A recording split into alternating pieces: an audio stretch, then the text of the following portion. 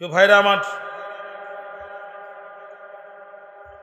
আজ আমরা স্বাধীন ভূখণ্ডে বিনা অনুমতিতে মাহফিল অনুষ্ঠিত হচ্ছে, ঠিক কিনা? কারো কাছে কি অনুমতি নিয়েছিলেন? আমার এক বন্ধু দুষ্টামি করে বলছে, মাহবুব ভাই এলাকার এক পাতি নেতার কাছে ফোন দিলাম, দিয়ে বললাম, চাচা আপনি কোথায়? বলছে, বাবা আমারে খুঁজো কেন?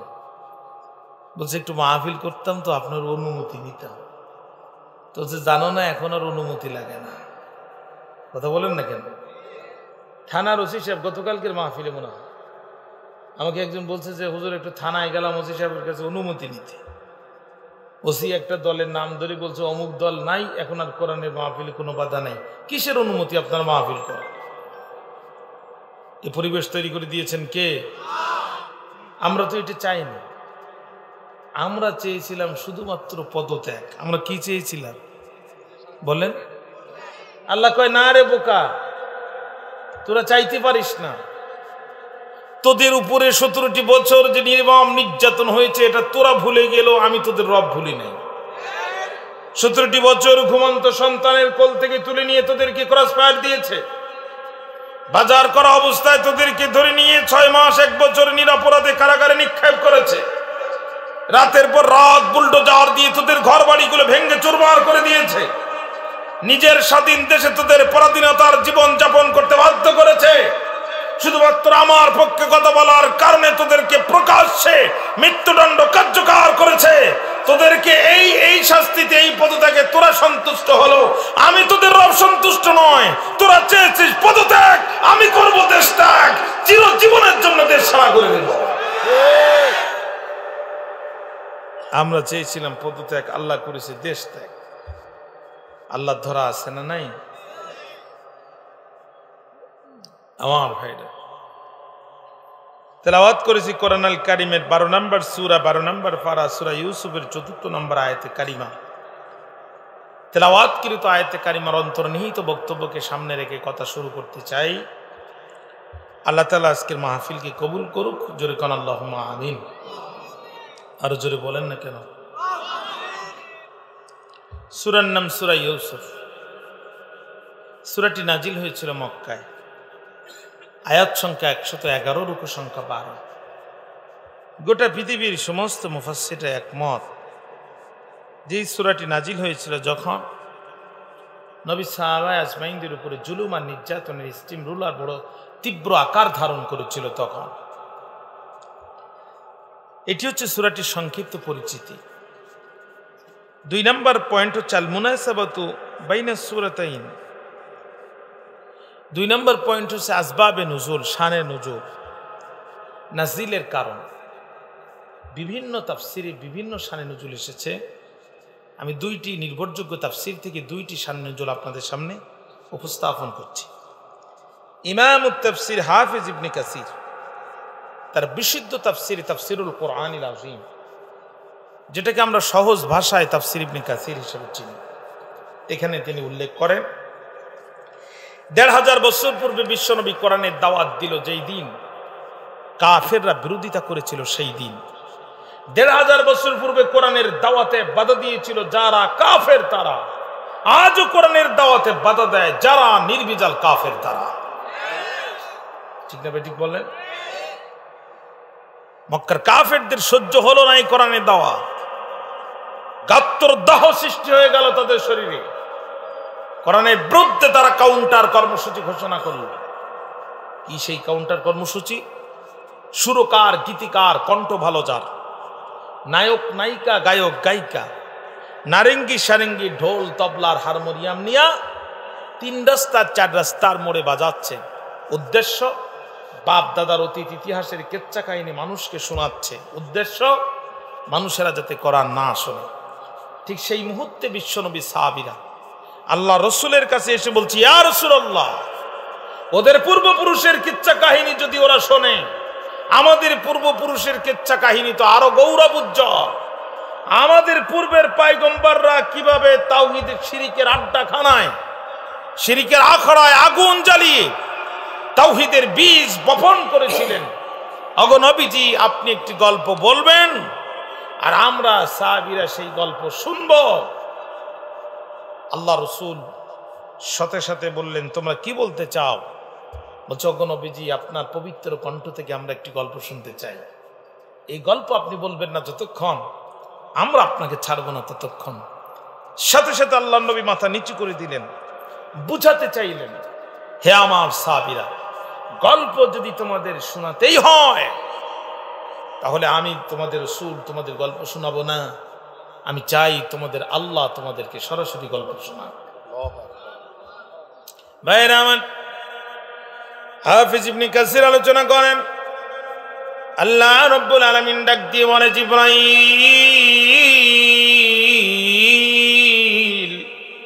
রে জিবরিল, আর করুণা দেরি, চলে যাও তাড়াতাড়ি।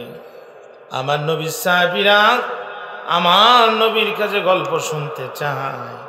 নাহনু নাকুসু আলাইকা আহসানাল কসাস। আমি আল্লাহ এখন আমার নবীর উপরে পৃথিবীর শ্রেষ্ঠ গল্পটা নাজিল করতে চাই। আরো জোরে বলেন না সুবহানাল্লাহ। আপনাদের কষ্ট হচ্ছে? একটু সুবহানাল্লাহ জোরে চিৎকার করে বলেন, এতগুলো মানুষ জোরে বলেন সুবহানাল্লাহ। জিবরিল আমিন চলে আসলেন, সূরা ইউসুফ নাজিল হয়ে গেল। তবে তাফসিরে কুরতুবিতে সহ আরো কিছু বিশুদ্ধ তাফসিরে সূরাটির শানে নুজুল সম্পর্কে ভিন্ন বক্তব্য এসেছে। সেটি হলো, আল্লাহর নবী কোরআনের দাওয়াত দিচ্ছেন যখন, মক্কার কাফেররা এই দাওয়াতকে বন্ধ করার জন্য বুদ্ধিজীবীদের একটি দল পাঠিয়েছে মদিনার ইহুদিদের কাছে বুদ্ধি নিতে, যে কোরআন কেমনে বন্ধ করা যায়। বুদ্ধিজীবী চেনেন তো আপনারা, যারা মাছ ক্রয় করে, বিক্রয় করে, লভ্যাংশ দিয়ে জীবন পরিচালনা করে, তাদেরকে বলে মৎস্যজীবী। ক্ষেত খামারে, কলকারখানায় কিংবা ইন্ডাস্ট্রিতে যারা কাজ করে তাদেরকে বলে শ্রমজীবী। শিক্ষকতা, চিকিৎসা সহ বিভিন্ন পেশায় যারা নিয়োজিত তাদেরকে বলে পেশাজীবী। আর বুদ্ধি বিক্রি করে খায় যারা, বুদ্ধিজীবী। তারা রাত 10টা থেকে রাত 2টা পর্যন্ত দেশের 36টি টিভি চ্যানেলে এদের দেখা যায়। হাত পা, চোখ, কান, নাক, মুখ সব আছে, মাগার মাথায় চুল নাই। আমাদের আঞ্চলিক ভাষায় কয় সাদে মাল নাই, আছে না? এদের মাথায় দুনিয়ার সব বুদ্ধি আছে, শুধু কোরআন নাই আর হাদিস নাই। কথা বলেন না কেন? আমরা বলেছিলাম, বারবার সাবধান করেছিলাম, যে বুদ্ধিজীবীদের মাথায় কোরআন নাই, যে বুদ্ধিজীবীদের মাথায় হাদিস নাই, যে বুদ্ধিজীবীদের মাথায় ইসলামী তাহজিব তামাদ্দুন পরিষ্কার না, যে বুদ্ধিজীবীদের মাথায় ইসলামী রেনেসাঁ আন্দোলন পরিষ্কার না, এই বুদ্ধিজীবীদের বুদ্ধি নেবেন না, পালানোর রাস্তাও খুঁজে পাবেন না। বুদ্ধি তাদের কাছ থেকে নেবেন যাদের মাথার মধ্যে কোরআন আছে, যাদের মাথার মধ্যে হাদিস আছে। জোরে বলেন কথা ঠিক না? এই কাফের বুদ্ধিজীবীদেরকে পাঠিয়েছে মদিনার ইহুদিদের কাছে। ওরা যে বলছে বাঁচাও, বলছে কি হয়েছে তোমাদের? আমাদের ঘরের সন্তান মোহাম্মদ নিজেকে নবী দাবি করছে, আমাদের ছেলেরা তারা খায় আমাদের ঘরে, ঘুমায় আমাদের ঘরে, আর মুহাম্মাদের হাতে হাত রেখে কালেমা পড়ে তার পক্ষে সংগ্রাম করে। জ্বলন্ত সূর্যের সামনে উত্তপ্ত বালুর উপরে চিৎ করে শোয়া, বুকের পরে বাতর চাপা দিও। ইসলাম থেকে এদেরকে দূরে রাখা যাচ্ছে না। পরিবেশ পরিস্থিতি যদি এইভাবে চলতে থাকে, আগামী দিনে নেতৃত্ব কর্তৃত্ব আমাদের হাতে থাকবে না, সব মুহাম্মদ সাল্লাল্লাহু আলাইহি সাল্লাম এবং তার উম্মতের হাতে চলে যাবে। অথবা আমাদেরকে বাঁচাও। মদিনার ইহুদিরা বলছে, দেখো মুহাম্মদ যদি সত্যি আল্লাহর নবী হয়, নারায়ে তাকবীর।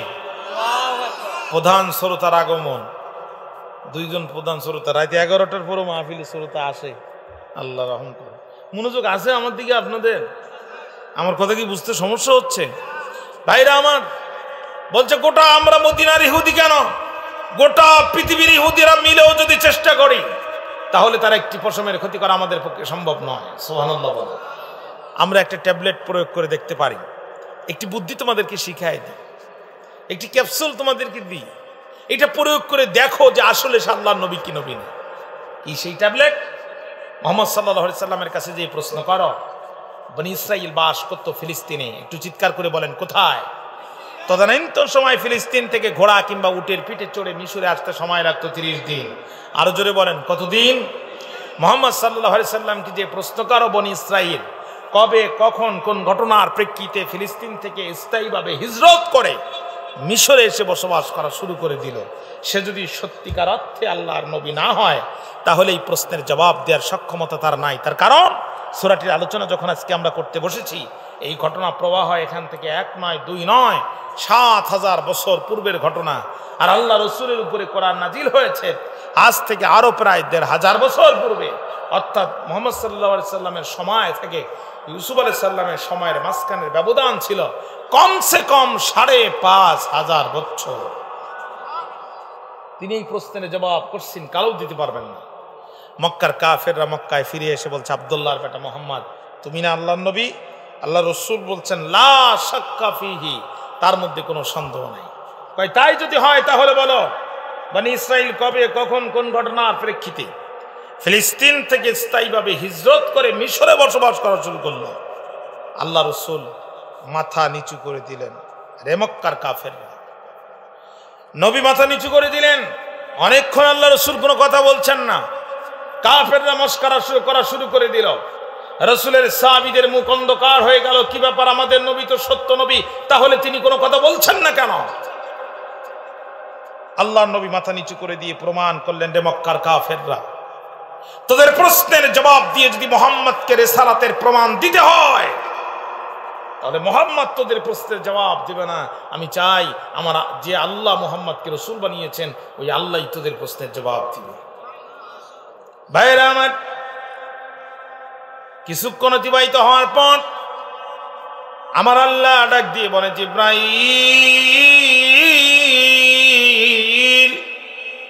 রে জিবরিল, আর করো না দেরি, চলে যাও তাড়াতাড়ি।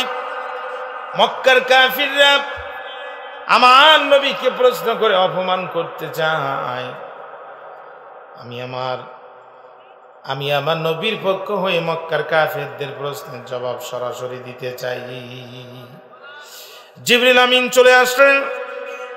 নবীজির কানে কানে জিবরিল সূরা ইউসুফ বলতেছেন, জান্নাতি নবী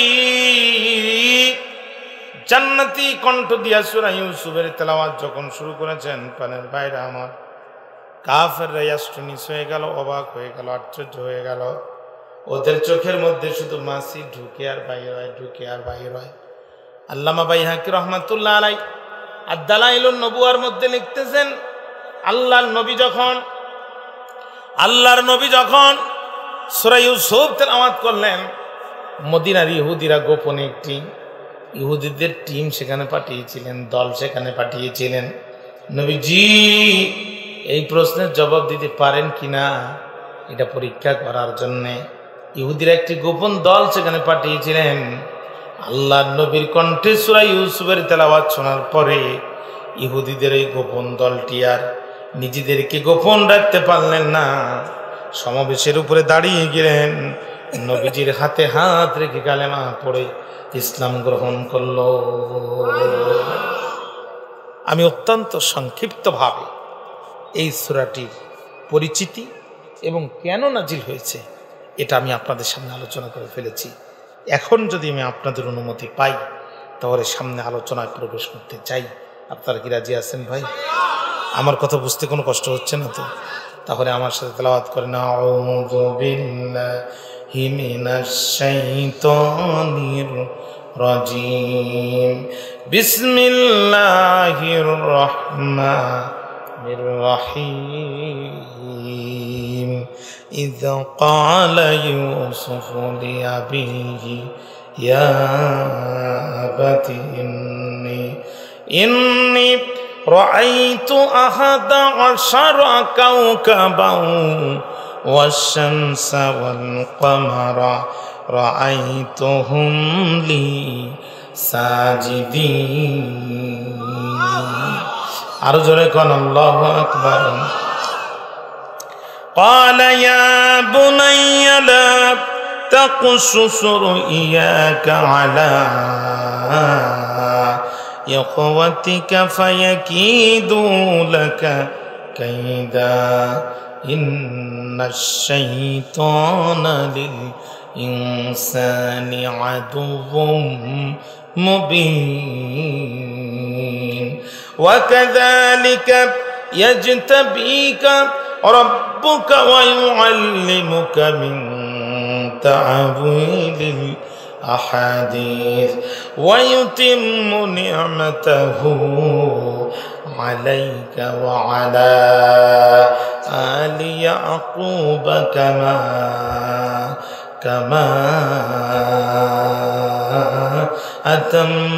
আতাম্মাহা আলা আবাওয়াইকা মিন ক্বাবলু ইব্রাহিম ওয়া ইসহাক ইন্না রাব্বাকা আলীমুন হাকীম লাকাদ কানা ফি ইউসুফ ওয়া ইখওয়াতিহি আয়াতুল লিসাইলিন। চিৎকার করে একবার বলেন আল্লাহু আকবার। একটি আয়াতে কারিমা তেলাওয়াত করা হবে যখন, আমি আমার শাহাদাত আঙ্গুলি দিয়ে আপনাদেরকে ইশারা করব তখন, আর ইশারা করব যখন আপনারা জবান খুলে আল্লাহু আকবার বলবেন তখন।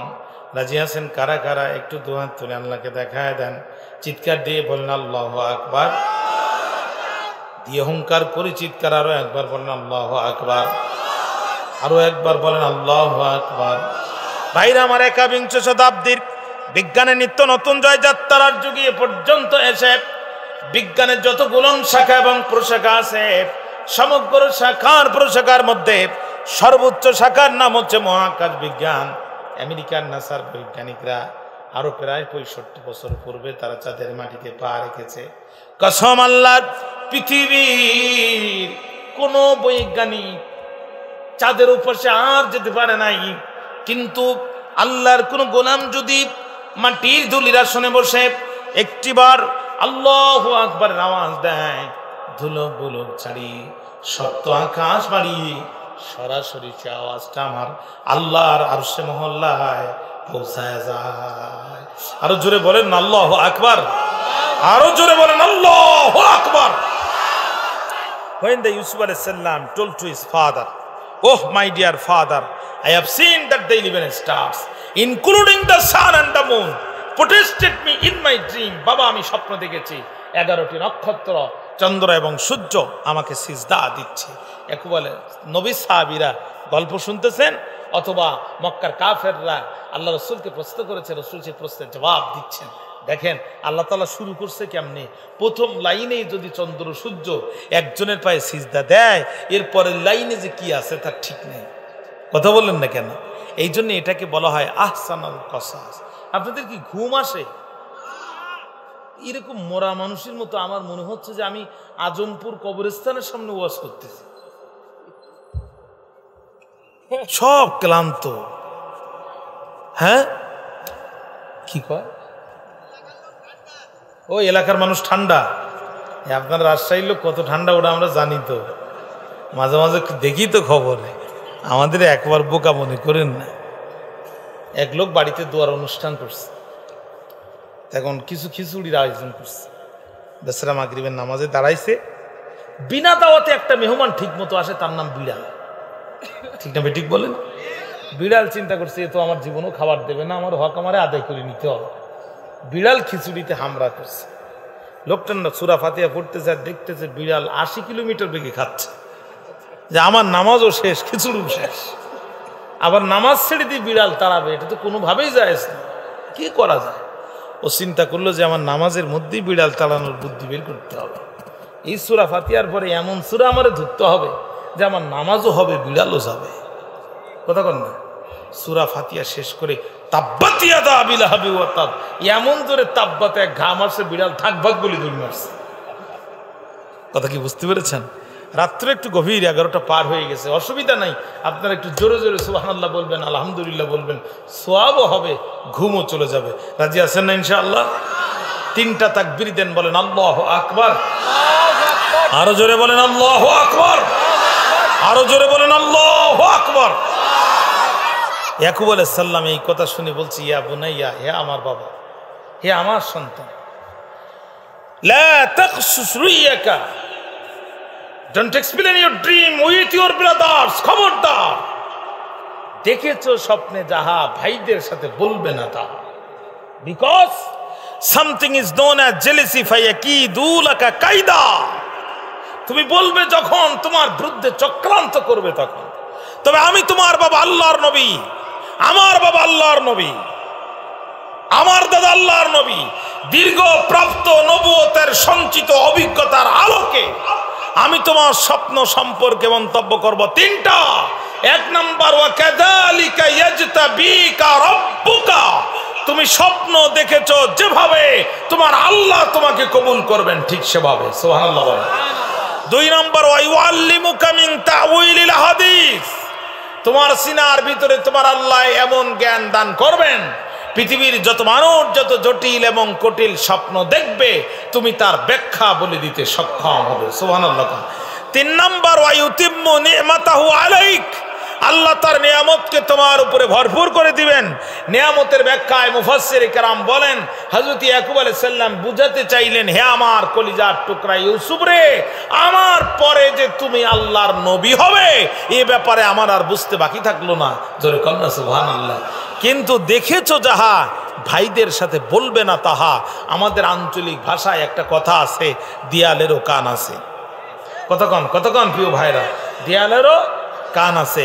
পিতা এবং পুত্রের মধ্যেই কথোপকথন চলতেছিল যখন ইউসুফ আলাইহিস সালামের মেজো ভাইয়ের স্ত্রী সম্পর্কে নবী ইউসুফ আলাইহিস সালামের মেজো ভাবি দেয়ালের আড়াল থেকে এই কথা শুনল, তখন 10 ভাই অক্লান্ত করে বাড়িতে আসলো। যখন মহিলা গোয়েন্দা রিপোর্ট লাগাই দিল, তখন তোমাদের বাবা তো ইউসুফ ছাড়ার কিছুই বুঝে না, এরপরে ঘটে গেছে নতুন ঘটনা, এই ঘটনা তোমরা কেউ জানো না, আমার কাছে শুনবা। আহাদা আশারা কাউকাবা, 11টি নক্ষত্র বলে ইউসুফ রে সিজদা দেয়। ইউসুফ বাদে তোমরা কিন্তু 11 ভাই, অতএব সে সামনে যে দিন আসতে তোমাদের রক্ষা নাই। ইউসুফ দেশের প্রেসিডেন্ট হবে আর তোমাদের কামলা কর্মচারী হয়ে থাকতে হবে। মোল্লায় প্রেসিডেন্ট হবে, এটা কি সহজে গায়েস হবে? জোরে বলেন, সহজে হবে? 10 ভাই তাড়াতাড়ি মিটিং দিল, যেভাবে হোক এই মোল্লাকে ঠেকানো লাগবে। মোল্লা যাতে চেয়ারম্যান না হয়, কারণ এই মোল্লা চেয়ারম্যান হলে গম খাওয়ার রাস্তায় কিয়ামত পর্যন্ত তালা ঝুলে যাবে। আপনারা কথা বলতেছেন না প্রিয় ভাইরা? জোরে বলেন, কথা ঠিক না বেঠিক? সুতরাং যেভাবে হোক মোল্লাকে সামলাতে হবে, যেভাবে হোক মোল্লাকে থামাতে হবে, মোল্লার বিরুদ্ধে ডিসিশন নিতে হবে। এখন কারোর বিরুদ্ধে যদি চক্রান্ত করতে হয় তাহলে তার প্রিভিয়াস রেকর্ডটা একটু উল্টায় পাল্টায় দেখতে হয়। ওরা প্রিভিয়াস রেকর্ড উল্টায় দেখলো, বলো তো দেশ স্বাধীন হয়েছিল যখন ইউসুফ কি বিরোধিতা করেছিল? তখন কয় না, ইউসুফ তো বিরোধিতা করে নাই। তাহলে বোঝা গেল ইউসুফ স্বাধীনতা বিরোধী না। ইউসুফ কি আমার দেশের মানুষের বিরুদ্ধে যুদ্ধ করেছিল? কয় না, তাও তো করেনি। তাহলে তো ইউসুফ যুদ্ধ অপরাধী না। আচ্ছা, মানুষের বাড়িতে আগুন জ্বালিয়েছিল যারা, ইউসুফের লোকজন কি ছিল তারা? কয় না, তাও তো ছিল না। তাহলে বোঝা গেল যে ইউসুফ মানবতা বিরোধীও না। নিস্তালার বালিশ দুর্নীতি করে 2 তলায় তুলতে যে পার বালিশে 2 লক্ষ টাকা বহন খরচ খেয়েছিল যারা, ইউসুফের লোকজন কি ছিল তারা? কয় না, তাও তো ছিল না।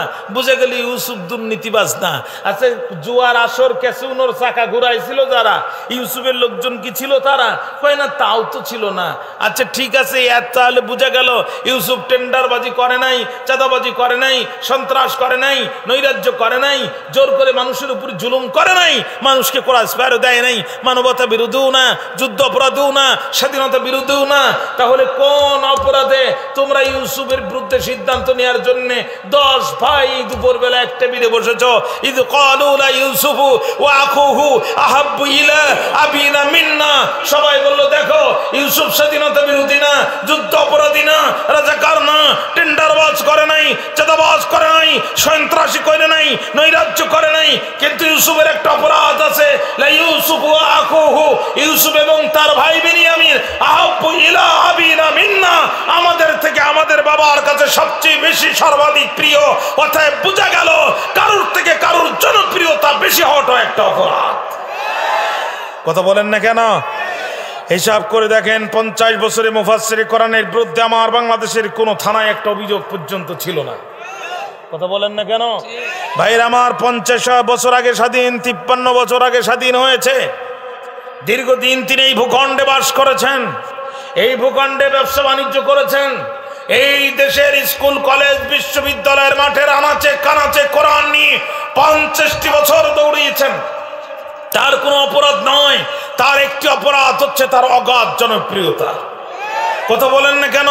হিসাব করে দেখলাম আজ থেকে ৭,০০০ বছর পূর্বে ইউসুফ আলাইহিস সালাম মার খেয়েছিল যে কারণে আপনি আপনার থানায় যান, আলেমদের নামে টেন্ডারবাজির মামলা নাই, চাঁদাবাজির মামলা নাই, সন্ত্রাসের মামলা নাই, নৈরাজ্যের মামলা নাই, বুকফুটানোর মামলা নাই। এক কথায় জাতির সব থেকে নিট অ্যান্ড ক্লিন ইমেজের অধিকারী তারা, আলেম ওলামা যারা, এই জাতির সবচেয়ে নিট অ্যান্ড ক্লিন ইমেজের অধিকারী তারা। তারপর বিগত ১৭টি বছর সবচাইতে জুলুম আর নির্যাতনের খড়গ চলেছে আলেম ওলামাদের উপরে। তার কারণ ১,৫০০ বছর ৭,০০০ বছর পূর্বে ইউসুফ আলাইহিস সালাম বিপদে পড়েছিল যে জনপ্রিয়তার কারণে বিশ্ববরণ্য মুফাসসির কোরআন সহ আজ বাংলার আলেমরাও বিপদে পড়েছিল একই কারণে।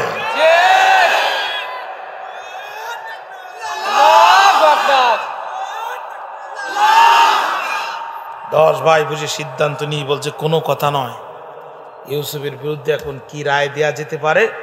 বলছে উকতুলু ইউসুফা, উকতুলু আমরের সিগা, হত্যা করো ইউসুফকে, ডাইরেক্ট হত্যা করো।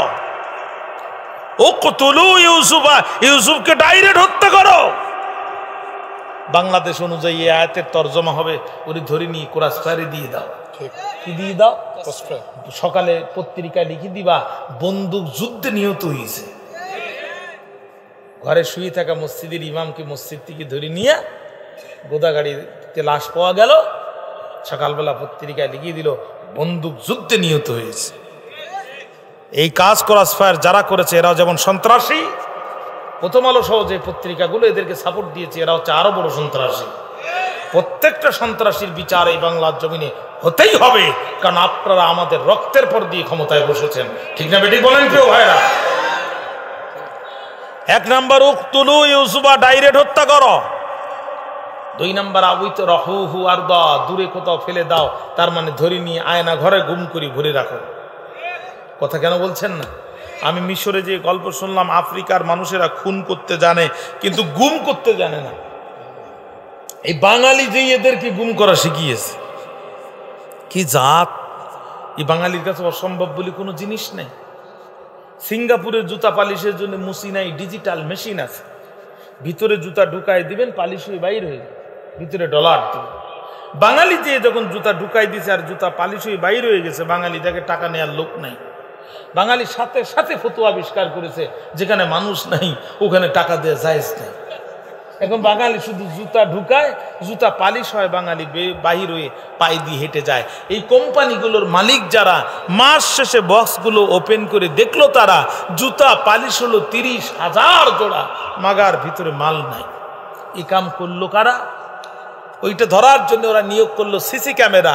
সিসি ক্যামেরায় পড়লো ধরা, বীর বাঙালি যারা এই মহান কাম করেছে তারা। এখন ওরা পড়ে গেল বড় বেকায়দায় যে এই বাঙালি কেমনে এদের হাত থেকে ডিজিটাল, এই বাঙালি এতগুলো বাঙালি দেশে পাঠালে তো আমার কলকারখানাও চলবে না। আবার এই বাঙালি এই দেশে থাকতে এরা যেহেতু সিস্টেম শিখে গেছে, ডিজিটাল পদ্ধতি জুতা পালিশের ব্যবসাও এই দেশে চলবে না। সফটওয়্যার ইঞ্জিনিয়ারদেরকে বলছে বাবা বেতন তো নিবা, একটু উপকার কি করবা? কয় কি? কয় এমন সফটওয়্যার বানাও আর এই সফটওয়্যারের মেশিনগুলো সাপ্লাই দাও যাতে বাঙালিও থাকে, জুতা পালিশের ব্যবসাও চলে। সফটওয়্যার ইঞ্জিনিয়ার ছিল যারা অক্লান্ত পরিশ্রম করে নতুন সফটওয়্যার আবিষ্কার করলো তারা, আর সেটি হলো জুতা একটা ঢুকাবেন পালিশ হয়ে বাইর হবে, আর একটা ঢুকাবেন পালিশ হবে, তবে বাইর হবে না ততক্ষণ, ভিতরে ডলার দেবেন না যতক্ষণ। বাঙালি বলে এই সাধারণ বুদ্ধিতে আমাদের আটকাতে পারবো না, আমরা বাঙালি জাত বড় সাংঘাতিক জাত। বাঙালি এক মেশিনে জুতা একটা দেয়, পালিশ হয়ে যখন বাইর হয় তখন বুদ্ধি করে দ্বিতীয় জুতার ওই মেশিনে দেয় না, আরেকটু কষ্ট করে সামনে হেঁটে আরেকটা নতুন মেশিন পায়, ওখানে আরেকটা দেয়। এই মেশিন থেকে একটা, ওই মেশিন থেকে একটা, 2 মেশিন থেকে 2টা জুতা বাইর করে বাঙালি জিকির করতে করতে চলে যায়। বলছিলাম না ভাই, এদের কাছে অসম্ভব বলে কোনো জিনিস নাই। এরা 1981 সালে জন্মগ্রহণ করার পরও 1971 সালের মামলার প্রধান সাক্ষী হয়। কথা কন না কেন? বিগত 17 বছর সবচেয়ে জুলুম আর নির্যাতন চলেছে এই বিচার বিভাগে। হাজী সাহেব মক্কায় মামলা হয় বাংলায়। হাজী সাহেব কোথায়? মামলা হয়েছে কোথায়? হাজী সাহেব কবরে মামলা হয় উপরে। হাজী সাহেব কোথায়? মামলা হয়েছে কোথায়? 10 বছর আগে হাজী সাহেব কবরে, 10 বছর পরে মামলা হয়েছে উপরে। চাচি আম্মা বুড়ি মানুষ, খোঁড়াতে খোঁড়াতে থানায় যেয়ে বলে, বাবা ওসি বড় বিপদে পড়েছি, নিজে কানে শুনেছি তোমার চাচার নামে নাকি মামলা হয়েছে, বাবা জানতে চাই তোমার চাচা কি করেছে। ওসি বলে, চাচি আম্মা, চাচা বড় দুষ্টু মানুষ, আমার থানার সামনে ককটেল হামলা করেছে। ও বাবা ওসি, এই ঘটনা কবে ঘটেছে? বলে গতকাল রাত 8:30টার সময় ঘটেছে। তোমার চাচা তো 10 বছর আগেই মারা গেছে। 10 বছর আগে। বাবা আমার মোবাইল নাম্বারটা নাও, আমার চেয়ারম্যানের নাম্বারটা নাও। এই বুড়ার সাথে আমার মহব্বতটা এত বেশি ছিল, আমি মেয়েদের বাড়িতে যেতাম যখন, বুড়ায় টেলিফোন করতো তখন, ওরে বুড়ি যত রাত হোক বাড়িতে আসো তাড়াতাড়ি, তোমারে ছাড়া আমি কেমনে থাকতে পারি। এই মহাব্বতের বুড়া আমার একটি রাত বাইরে থাকতে দিত না। সেই বুড়া আমার 10 বছর আগে গেল কবরে, মাত্র 2 বার উঠলো উপরে। একবার গত নির্বাচনের ভোটের সময়, আর একবার তোমার থানার সামনে ককটেল মারার সময়। বাবা পরিস্থিতি যা সৃষ্টি হচ্ছে, বুড়া কিন্তু সামনে আরো ওঠার সম্ভাবনা আছে। অতএব আমার নাম্বারটা নাও, আমার মোবাইল নাম্বারটা নাও। বুড়া যদি এবার কোনোদিন কবর থেকে ওঠে, তুমি শুধু আমার কাছে ধরে জমা দিবা। আমি কাপনের কাপড়টা ধরে একটা বার ঝাঁকি দিয়া শুধু জিজ্ঞাসা করবো, ওরে বুড়া রে, এত মহাব্বত ভুলে চলে গেলি কবরে। ও বুড়া হারামি, কবর থেকে উঠে তুমি ভোট দেওয়ার সময় পাও, কবর থেকে উঠে ককটেল মারার সময় পাও, তুমি তো আমার ঘরের সামনে দিয়ে যাও, একটাবার কি উকি দিয়ে আমার সাথে দেখা করার সময় তোমার হয় না। বাইরে জানতে চাই, এই জাতের মামলা এই দেশে হয়েছিল না হয় নাই? আহা, উঠে যান না। সব টুপিওয়ালা দাড়িওয়ালা, চোর ডাকাত সব বাইরে, টুপিওয়ালা দাড়িওয়ালা ভিতরে। জোরে বলেন কথা ঠিক না বেটে? ভাইরা আমার বক্তব্য লম্বা নাই। ওরা বলছে উকতুলু ইউসুফ, ইউসুফকে ডাইরেক্ট হত্যা করো, আউইতরাহুহু আরদা, অথবা দূরে কোথাও ফেলে দাও, ইয়াখলু লাকুম, ইউসুফ তোমাদের মধ্য থেকে খালি হয়ে যাবে। ওয়াজহু আবিকুম, বাবার নজর তখন তোমাদের দিকে যাবে। মাঠে ইউসুফের মার্কা থাকবে না, ইউসুফের প্রার্থী হবে না, শুধু তোমরাই প্রার্থী হবা। নিজেরা ফাউল হয়ে প্লান্টি হয়ে পিছনের দরজা দিয়ে পালাবা। কথা বলেন না কেন ভাইরা আমার? একজন বলছে, ক্বালা কাইলুম মিনহুম লা তাকতুলু ইউসুফা ওয়া আলকুহু ফি গায়াবাতিল জুব্বি। না না না না না, ইউসুফ রে সরাসরি মারা যাবে না, কারণ ইউসুফ জানাতানো মানুষ না। এই দেশের ক্ষেত খামার থেকে শুরু করে মন্ত্রণালয়, সচিবালয় পর্যন্ত এমন কোন সেক্টর নাই ইউসুফের ভক্ত নাই। ইউসুফরে যদি আমরা সরাসরি মারি, তাহলে এই জাতি আমাদেরকে পালানোর সুযোগ দেবে না, এক পা উঁচু করে দাঁড়ানোর সুযোগ দেবে না। কারণ এই জাতির মধ্যে বন্দুক যাদের কাছে আছে ওরাও ইউসুফের ভক্ত, বন্দুক যাদের কাছে নাই ওরাও ইউসুফের ভক্ত।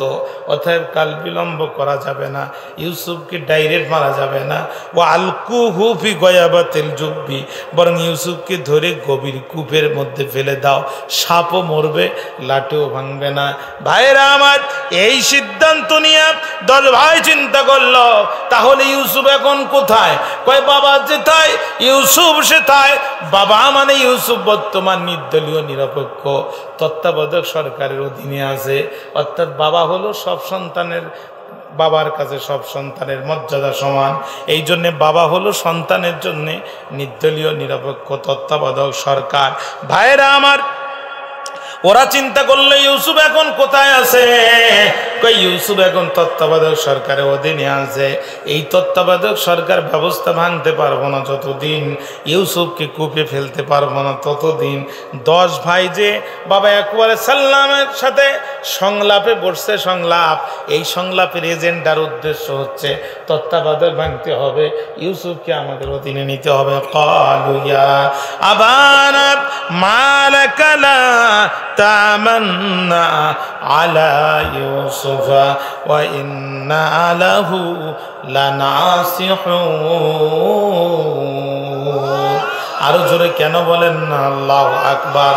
যে বলছি আব্বা কেন আপনি আমাদেরকে বিশ্বাস করতে পারেন না, অথচ আমরা ইউসুফের ভক্ত। আব্বা আপনি হবেন না বিরক্ত, যদিও আমাদের ব্যাপারে আপনার পূর্বের অভিজ্ঞতা একটু ব্যক্তিক্ত। আরসিলহু পাঠায় দেন তাকে মানা আমাদের সাথে, গদান আগামীকাল, ইয়ারতা সে ফল কুড়াবে, ওয়াইয়াল আব সে খেলা করবে, ওয়া ইন্না লাহু লাহাফিজুন। আব্বা টেনশন করবেন না, আমরা ইউসুফের নিরাপত্তার দায়িত্ব নিব, আমরা ইউসুফকে রক্ষণাবেক্ষণের দায়িত্ব নিব। আব্বা আপনি চিন্তা ভাবনা করবেন না, সময় নষ্ট করবেন না। একবারে সাল্লাম মনে মনে কয় রডের বদলে যারা বাস ঢুকায় খায় এদেরও তিনি ইউসুফরে দেওয়া আর রাক্ষসের কাছে ছাগল পোষানি দেওয়ার মাঝখানে কোনো পার্থক্য নাই। আপনাদের তো বিরক্তি আসতে যেমন মনে হচ্ছে। তাদের মধ্যে একজন বলল না না বাবা এইটা হতে পারে না, এইটা হতে পারে না। কলু লাইনাকা লাহু জিবু ওয়া নাহনু উসবা, কুরসিন কালো তার বাগে খাবে না, কারণ আমরা একটা সংঘবদ্ধ গ্রুপ, একটা ঐক্যবদ্ধ দল। বাঘের কাছেও টেলিফোন নাই, আমাদের কাছেও টেলিফোন নাই, আমরা বাঘকে টেলিফোন করে ডেকে এনে ইউসুফকে ধরায় দেব, বিষয়টাও এমন নয়। তবে আব্বা আমরা আপনার প্রথম সন্তান, কেন আমাদেরকে বিশ্বাস করেন না? একটাবার তত্ত্বাবধায়ক ভেঙে দেন, ইউসুফকে আমাদের অধীনে দেন, দেখেন আমরা কি করি। এমন বক্তব্য দিয়েছে হযরত ইয়াকুব আলাইহিস সালাম। তত্ত্বাবধায়ক ভেঙে দিয়া ইউসুফ আলাইহিস সালামকে ভাইদের অধীনে দিয়ে দিয়েছে। ভাইরা তাফসীর কুরতুবীতে এসেছে, বাবা সামনে ছিল যতক্ষণ, ভাইরা আদর করতেছিল ততক্ষণ। এক ভাই চুমা দেয়, উপরে নিয়ে খেলা করে, আর এক ভাই ছুরি মারে, আর এক ভাই কোলে নিয়ে চুমা দেয়। কিন্তু বাবা শহরে গেল যখন, ভাইরা ইউসুফ আলাইহিস সালামকে মাথার উপর থেকে একটি আছাড় দিয়া মাটির মধ্যে ফেলে দিল। তখন নবী ইউসুফ তখনই বুঝতে পারলেন, একদিকে বাবার সাথে সংলাপের টেবিলে আলোচনা, অন্যদিকে আমাকে হত্যা করার পরিকল্পনা।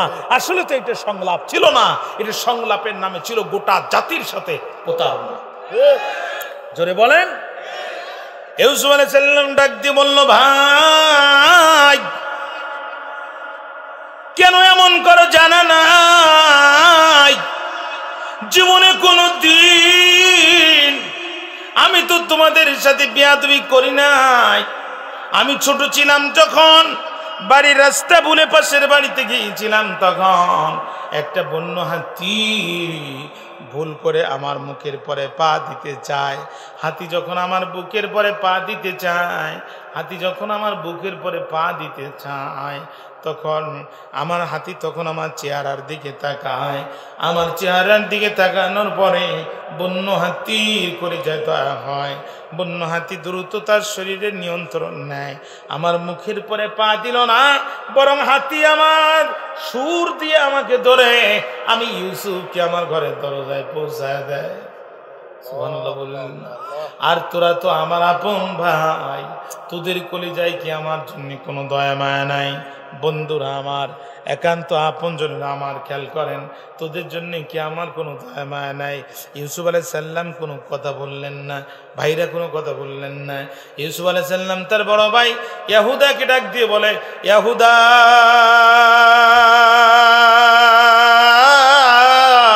রে ইয়াহুদা, বাবা থাকবে না যখন, আমার নিরাপত্তার দায়িত্ব তোমার উপরে বর্তায়, তখন তুমি না আমার আপন ভাই, তুমি না আমার আপন ভাই, কেন আমার এমন নির্যাতন করো জানা নাই? ভাইরা আমার, তাফসিরে দুইজনের নাম এসেছে, বড় ভাইয়ের নাম ইয়াহুদা, ছোট ভাইয়ের নাম লওয়ি। মানে ইউসুফ আলাইহিস সালামের আগে যিনি পৃথিবীতে এসেছেন, এই সওদার ভাইয়ের নাম হচ্ছে লওয়ি। দুইজনের নেতৃত্বে নবী ইউসুফের উপরে আঘাত বন্ধ হলো, কিন্তু কূপে ফেলার সিদ্ধান্ত বন্ধ হলো না। কূপের কাছে নিয়ে গেল যখন, ভাইরা ইউসুফ আলাইহিস সালামকে কূপে ফেলার পূর্ব পরিকল্পনার অংশ বিশেষ নবী ইউসুফের জুব্বার বোতাম খোলা শুরু করলো, তখন বন্ধু বোতামে যখন হাত দিয়েছে, নবী ইউসুফ চোখের পানি ছেড়ে দিয়ে বলে, ভাই আমি যদি এই কূপের মধ্যে মারা যাই, এই কূপটা হবে আমার দাফন, জুব্বাটা হবে আমার কাফন। তোরা না আমার আপন ভাই, এই জুব্বাটা কি আমাকে ভিক্ষা দেয়া যায়? চোরে না শোনে ধর্মের কাহিনী। এরা যখন জুব্বা খোলা শুরু করলো, তাফসীর কুরতুবী লেখে আমার আল্লাহ ডাক দিয়ে বলে, জিবরাইল রে জিবরিল, আর করিস না দেরি, চলে যা তাড়াতাড়ি। ওরা আমার ইউসুফের দুনিয়ার জুব্বা খুলতে চায়, আমি আমার ইউসুফকে জান্নাতের জুব্বা পরাতে চাই। আরো জোরে বলেন না কেন? ভাইরা আমার, ভাইরা জুব্বা খুললো, হাতের মধ্যে তড়ি দিল, পায়ের মধ্যে বেড়ি দিয়া ভাইরা আস্তে আস্তে করে রশি যখন ছাড়তেছে, আর ইউসুফ আলাইহিস সালাম ভাইদের নাম ধরে, ওরে হুদা, এত নিষ্ঠুর কেন হলি? ও লবি, তোর মনে কি কোনো দয়া মায়া নাই? এমন করে যখন কাঁদতেছে, অর্ধেক দূর গেল যখন ভাইদের মানসিক অবস্থার পরিবর্তন ঘটলো, তখন ভাইরা চিন্তা করলো রশি একবারে ছেড়ে দিব, ইউসুফ কূপের মধ্যে পড়ে মারা যাবে, পৃথিবীর ইতিহাস থেকে ইউসুফের নাম নিশানা মুছে যাবে। আল্লাহ কয় না, তোদের সিদ্ধান্ত ইউসুফ মারা যাবে, আমি আল্লাহ সিদ্ধান্ত ইউসুফ মিশরের প্রেসিডেন্ট হবে। আরো জোরে কন, আরো জোরে কন। ভাইরা আমার, এবার ভাইরা রশি যখন একসাথে ছেড়ে দিল, আল্লাহ ডাক দিয়ে কয়, জিবরাইল রে জিবরিল, ওরা আমার ইউসুফকে কূপের মধ্যে মারতে চায়, আমি আমার ইউসুফকে মিশরের গভর্নর বানাতে চাই। জিবরিল আমিন গল্প করতেছে আপনার আমার নবীর সাথে, ইয়া রাসূলুল্লাহ, আপনি মুহাম্মদ সাল্লাল্লাহু আলাইহি সাল্লাম কত বড় আল্লাহর নবী আপনি কি জানেন? আল্লাহর নবী বলে, ভাই জিবরিল কি বুঝাতে চান? কয়, ওগো নবীজি, আমি জিবরিল কোন নবীর কাছে এসেছি মাত্র 4 বার, কোন নবীর কাছে এসেছি মাত্র 7 বার, কিন্তু আপনি এমন একজন নবী, আপনার কাছে এসেছি এবং আসবো সর্বমোট 24,000 বার। ওগো নবীজি, এত দ্রুত আমি কোনোদিন আসি নাই। আল্লাহ, আমি পৃথিবীতে 3টা দিন খুব দ্রুত এসেছি, তার মধ্যে একদিন হলো ইউসুফের ভাইয়েরা কূপের মধ্যে যখন তারে ফেলে দিয়েছে, আর আমার আল্লাহ আরশে আজিম থেকে যখন আমাকে নির্দেশ দিয়েছে, 1 মাইক্রো সেকেন্ডেরও লক্ষ কোটি গুণ কম সময়ে আল্লাহর ফেরেশতা জিবরিল কূপের মধ্যে অবস্থান নিল। বন্ধুরে, মা যেমন তার সন্তানকে কোলে তুলে নেয়, আল্লাহর ফেরেশতা জিবরিল হযরত ইউসুফ আলাইহিস সালামকে কোলের মধ্যে উঠায় নিল। জিবরিল ইউসুফ আলাইহিস সালামের হাতের দড়ি খুলে দিল, জিবরিল ইউসুফ আলাইহিস সালামের পায়ের বেড়ি খুলে দিল, জিবরিল ইউসুফ আলাইহিস সালামের চোখের পানি মুছায় দেয়, বলে, পয়গম্বর ডোন্ট ক্রাইং, কাঁদবেন না, ও পয়গম্বর কাঁদবেন না, এই দিন নয়, আরো দিন আছে, এই দিন নিয়ে যাবে সেই দিনের কাছে। আজ যারা চূড়ান্ত জুলুম আর নির্যাতন করে আপনাকে গভীর কূপের মধ্যে নিক্ষেপ করেছে, এমন একদিন আসবে এরা মাথা নিচু করে আপনার কাছে ক্ষমা চাইতে বাধ্য হবে, এই জালেমরা আপনার পায়ের কাছে বসে থাকবে, এমন একদিন আসবে। এজন্য রাসূল বলেছেন, বাবা নেই মুয়াত চালানে, 2টা অপরাধ করো না মানুষ, 2টা অপরাধ করো না মানুষ, পৃথিবীর সমস্ত অপরাধের হিসাব হবে মৃত্যুর পরে কিয়ামতের ময়দানে, 2টা অপরাধের হিসাব হবে। এই দুনিয়ার জমিনে আল্লাহ তাআলা কিয়ামত পর্যন্ত বাকি রাখেন না। তার মধ্যে 1 নাম্বার হচ্ছে আজ-জুলুম, অত্যাচার, 2 নাম্বার হচ্ছে আল-উকুব, পিতামাতার সাথে বেয়াদবি। খবরদার, ইমাম হয়ে মুসল্লিদের সাথে জুলুম করবেন না, মুসল্লিরা ইমামের উপর জুলুম করবেন না, চেয়ারম্যান হয়ে ইউনিয়ন পরিষদের উপর জুলুম করবেন না, ইউনিয়ন পার্ষদ চেয়ারম্যানের উপর জুলুম করবেন না, রাষ্ট্রনায়কের আসনে বসে সাধারণ প্রজাদের সাথে জুলুম করবেন না, কারণ আজ পর্যন্ত কোন জালেমকে আল্লাহ মাথা উঁচু করে বিদায় নিতে দেননি। প্রত্যেকটা জালেমকে বেইজ্জতির দাফন করে মাটির সাথে আল্লাহ মিশায় দিয়েছে। ঠিক না? ঠিক বলেন? বড় বড় জালেমকে আল্লাহ মেরেছে সবচেয়ে ছোট ছোট জিনিস দিয়ে। ছোট মাসুম বাচ্চারা সাঁতার কাটতে পারে না, পুকুরে ডুবে মরে। বড় লোকে কি পুকুরে ডুবে মরে? কথা কয় না রে, কি জাতের পাবলিক পাইলাম আজকে। কথা বলেন না কেন? ঠিক না বেটি? ফেরাউন ডুবে মরেছে, কত বড় গাদ্দার। ও বলেছিল আনা রব্বুকুমুল আলা, আমি জগতের বড় খোদা। ডুবে মারা গেছে, ডুবে। ছোট বাচ্চাদের মতো। আচ্ছা বলেন তো, নমরুদ ঘোষণা করেছিল আনা রব্বুকুমুল আলা, আমি জগতের বড় খোদা। আল্লাহকে তুলে মারবো মশা দিয়ে। শুধু মশা না, ল্যাংড়া মশা, যার একটা পা নাই, একে তো মশা, তাতে আবার পা নাই একটা। ল্যাংড়া মশা ভিতরে ঢুকে শুধু লাফায় আর কামড়ায়, আল্লাহ তুমি আমার একটা পা দেওনি, আফসোস না, কিন্তু যে দায়িত্ব দিছ এইটা পালন করে আমি প্রমাণ করে দেবো যে আমি 2 পালা মশাদের চেয়েও কোনো অংশ কম না। কথা কন না কেন? আহা, চোর পালায় পিছনের দরজা দিয়ে, ডাকাত পালায় পিছনের দরজা দিয়ে। আমরা এখন দেখলাম যে রাষ্ট্রনায়কও পিছনের দরজা দিয়ে পালায়। যে যত বড় জালেম, আল্লাহ তাকে তত বড় বেইজ্জতি করে তত ছোট জিনিস দিয়া পৃথিবীকে বিদায় দিয়েছে। আব্রাহার বাচ্চা কত বড় জালেম হলে পরে কাবা শরীফকে ভাঙার জন্য আসে। ওয়ারসালা আলাইহিম তায়রান আবাবিল, ছোট ছোট আবাবিল পাখির ঝাঁক দিয়া আব্রাহার বাচ্চাকে আল্লাহ তাআলা মাটির সাথে শুয়ায়ে দিয়েছে। আমরা আবাবিল পাখি দেখি নাই, 5 আগস্ট ঢাকা শহরে পাখির মতো ঝাঁকে ঝাঁকে মানুষ দেখেছিলাম। ছোট ছোট বাচ্চা শিশুদের আন্দোলনে, ছোট ছোট বাচ্চা শিশুদের আন্দোলনে স্বৈরাচার 17 বছরের ত্রাস সৃষ্টিকারী স্বৈরাচার পিছনের দরজা দিয়ে পালাতে বাধ্য হয়েছে। আল্লাহু আকবার, আল্লাহু আকবার।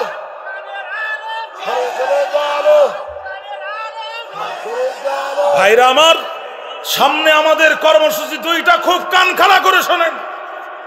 আমরা 47-এ রক্ত দিয়েছি, 52-এ রক্ত দিয়েছি, 69-এ রক্ত দিয়েছি, 71-এ রক্ত দিয়েছি, 24-এ রক্ত দিয়েছি, ছোট ছোট মাসুম বাচ্চা পর্যন্ত রক্ত দিয়েছে। আমরা রক্ত দিতে চাই না, আমরা এই সিস্টেমের পরিবর্তন চাই। আমরা অনেক কিছু দেখেছি, আমরা আর চাই না। আমরা স্বামীর শাসন দেখেছি, বাবার শাসন দেখেছি, বউয়ের শাসন দেখেছি, পরের শাসন দেখেছি, কন্যার শাসন দেখেছি, পিতার শাসন দেখেছি, ন্যাশনালিজম দেখেছি, সেকুলারিজম দেখেছি, কমিউনিজম দেখেছি। একটা বার 1500 বছর পূর্বে হেরা গুহায় নাজিল হওয়া আল্লাহর কোরআনের শাসন ব্যবস্থা বাংলার মসনদে দেখতে চাই। কারা কারা রাজি আছেন? দুহাত তুলে আল্লাহকে দেখায় দেন।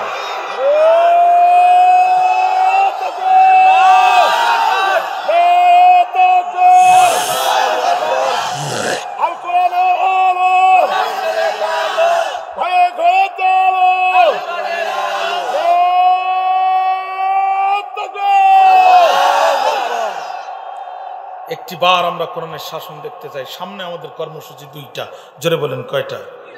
1 নাম্বার, সমস্ত আলেমকে এক হতে হবে, এক টেবিলে বসতে হবে, এক দস্তারখানায় খাতা খেতে হবে, এক মার্কাতে আসতে হবে। কোনো কথা শুনতে চাই না। ঐক্যের বিরুদ্ধে যে আলেমরা বক্তব্য দিবে, গাদ্দারদেরকে ঘাট ধাক্কা দিয়ে নামায় দেবে। যারা ঐক্যের বিরুদ্ধে বক্তব্য দেবে, জাতীয় গাদ্দার মুনাফিক হিসেবে পরিচিতি লাভ করবে। এরাই জাতির শ্রেষ্ঠ মুনাফিক, এরা মুসলিম উম্মার কল্যাণ চায় না, এই হিসাবে বিবেচিত হবে। 2 নাম্বার হচ্ছে, আমরা সব কিছু দেখেছি, এখন আমাদেরকে একটিবার খলিফা ওমরের শাসন আমরা দেখতে চাই, একটিবার আবু বকরের শাসন এই বাংলার ভূখণ্ডে দেখতে চাই। মরুশহরার মাঝখান দিয়ে খলিফা ওমর তখন ক্ষমতায়, সুন্দরী তন্নি ষোড়শী রূপবতী এক আরব্য নারী আসতেছে হাঁটে, মাথার উপরে শুধু একটি ছাতা, আর কিচ্ছু নাই। মদিনায় আসার পর লোকজন বলছে, তোমার তো সাহস কম না, হাউ ডিয়ার ইউ, এত সাহসী তুমি নিজের এই ইজ্জত, এই সম্মান নিয়ে তুমি একা একা আসছো, কত বড় সাহস তোমার? পর্দার ভিতর থেকে দায়িত্বহীন কণ্ঠে মেয়েটি জবাব দিল, তোমরা জানো না রাষ্ট্রের প্রেসিডেন্ট ওমর এবং এই রাষ্ট্রের সংবিধান কোরআন। যে রাষ্ট্রের সংবিধান কোরআন হয় আর যে রাষ্ট্রের প্রেসিডেন্ট ওমর হয়, এই রাষ্ট্রে আমার মতো নারীর ইজ্জত হারানোর কোনো সম্ভাবনাই নাই। আমরা সেই কোরআনের সমাজে বাংলার ভূখণ্ডে একটিবার দেখতে চাই। হে আমার ভাইয়েরা, 17টি বছর আমাদের উপর জুলুম করেছেন, পুলিশ ডেকে নিয়ে আমাদেরকে ধরিয়ে দিয়েছেন, অপরাধ যেটা করছেন সেটা করছেন, থানায় যেটা মামলা হয়েছে হিসাব হবে আদালতে। কিন্তু এখন আসেন, হাতে হাত মিলান, আপনার সাথে আমার আর শত্রুতা নাই, আপনি আমার ভাই, আমি আপনার ভাই। যাদের পিছনে দৌড়াচ্ছেন এরা পালায়েছে হেলিকপ্টার করে, আপনার কথা চিন্তা করে নাই। দুনিয়ায় যদি আপনার কথা চিন্তা না করে, এরা আখিরাতে আপনার কথা চিন্তা করবে না। কিন্তু আপনার আমার নবীর পক্ষে যদি আন্দোলন করেন, নবী আপনাকে আমাকে সুপারিশ না করে জান্নাতে যাবে না। অতএব আসেন, একটিবার হাতে হাত দেই, কোরআনের পক্ষে দুর্বল আন্দোলন গড়ে তুলি। যদি বুকের তাজা রক্তও দিতে হয়, কারা কারা রাজি আছেন? 2 হাত তুলে আল্লাহকে দেখায় দেন।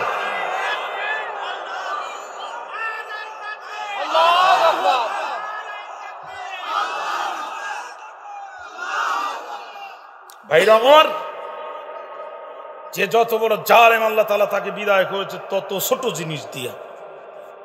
জিবরিল আমিন বলতেছে, পয়গম্বর প্লিজ আর কারবেন না, আপনার চোখের পানি আর আসমান নিতে পারে না। আমি জিবরিল আসমান থেকে আসলাম, আমি দেখেছি প্রত্যেকটি ফেরেশতার চোখে আপনার এই ঘটনা শুনি প্রত্যেকটি ফেরেশতা কাঁদতেছে, আপনি আর কাঁদবেন না পয়গম্বর। পয়গম্বর আজ পর্যন্ত কোন জালেম মাথা উঁচু করে বিদায় নিতে পারেনি, কোন জালেম পারবেও না। যারাই জুলুম করেছে তারাই বেইজ্জতি হয়েছে। কি হয়নি বেইজ্জতি? একটা লোক যদি সাথে নিয়ে পালাতো তাহলে তো মনে বুঝ পাইতাম যে সুযোগ পেলে সবাইকে নিয়ে পালাইতো, একজনেরও নেই না।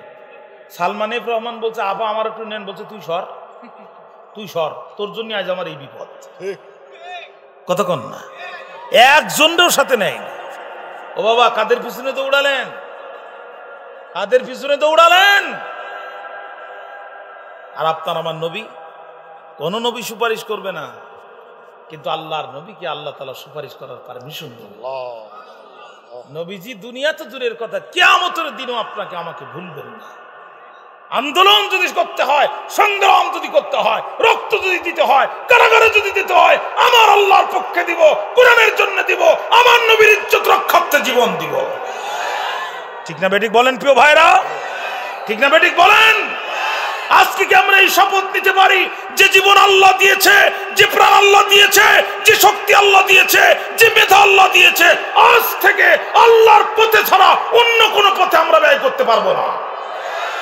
রাজি আছেন না প্রিয় ভাইরা? আপনারা বিরক্ত হয়ে গেছেন আমি বুঝতেছি।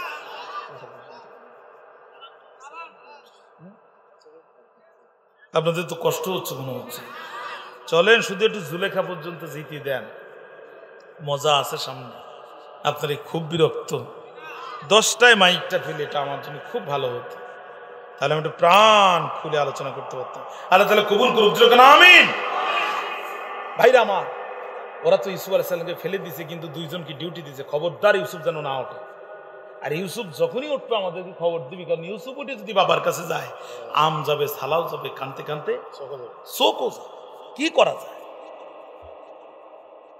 আহা, এইবার ইউসুফ আলাইহিস সালামের যে জুব্বা খুলে নিয়েছিল, বকরি একটা জবাই করে রক্ত জুব্বায় লাগায়া, ওয়াজাউ আবাহুম আইশাই ইয়াবকুন, সন্ধ্যাবেলা কানতে কানতে বাবার কাছে যে বলছে, আব্বা ইন্না দাহাবনা নাস্তাবিক, আমরা গিয়েছিলাম দৌড় প্রতিযোগিতায়, ও তারাকনা, ফেলে গিয়েছিলাম আমরা ইউসুফকে ইংদা নিকটে মাতা আইনা মাল ফত্তরের কাছে, ফাআকালাহু যিবু, অতএব যা হওয়ার তাই হলো, বাঘ আসলো আর ইউসুফকে খেয়ে ফেললো। ওয়ামা আনতা বিমুমিনিন লানা, যদিও আমাদের ব্যাপারে আপনি বিশ্বাসী নন, ওয়ালাউ কুন্না সাদিকিন, অথচ আমরা সত্যবাদী। ওয়াজাউ আলা কামিসিহি বিদামিন কাযিবিন, দামুন শব্দের অর্থ হচ্ছে রক্ত, হরফে জার এখানে বা আসার কারণে কাসরা হয়ে গেছে, বিদামিন কাযিবিন, মিথ্যা। আল্লাহ বলছে তারা ফিরে আসছিল তাদের বাবার কাছে তার জুব্বায় মিথ্যা মিশ্রিত রক্ত দিয়ে। বক্তব্য যদি এ পর্যন্ত বুঝে থাকেন তাহলে দুইটা প্রশ্নের জবাব দেন। নবী ইউসুফ আলাইহিস সালামের জুব্বায় ভাইরা যে রক্ত লাগিয়েছিল, এটা নবী ইউসুফের রক্ত নাকি বকরির রক্ত?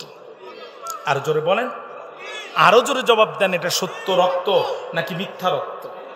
মিথ্যা রক্ত। আল্লামা সাঈদীর শরীরে যে রক্তের দাগ দেওয়া হয়েছে, আল্লাহর কোরআন হাতে নিয়ে বলছি, আল্লাহর জাতে পাকের কসম খেয়ে বলছি, এটা 100% মিথ্যা রক্তের দাগ, 100% মিথ্যা রক্তের দাগ।